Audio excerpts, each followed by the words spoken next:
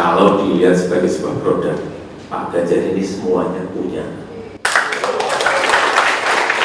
Komunikasi dengan rakyat, saya melihat, saya bolak-balik atau ribuan kali saya dengan beliau. Dan rakyat juga enak, renyah, nggak kayak saya ini bertak-bertuk badan. Ya itu betul sekali, bahkan semua tepuk tangan meriah.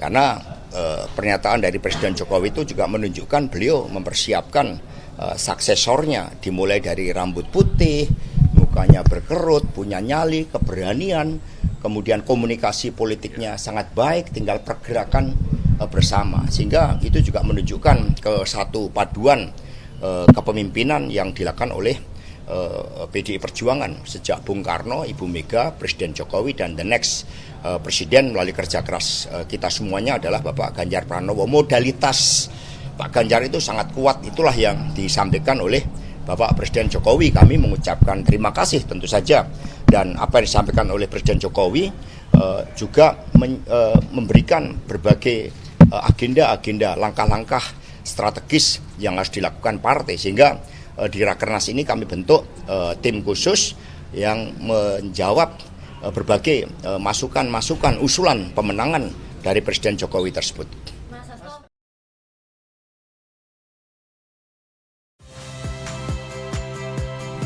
Saya Agin Fridianto, saksikan terus program-program Kompas TV melalui siaran digital, pay TV, dan media streaming lain. Kompas TV, independen, terpercaya.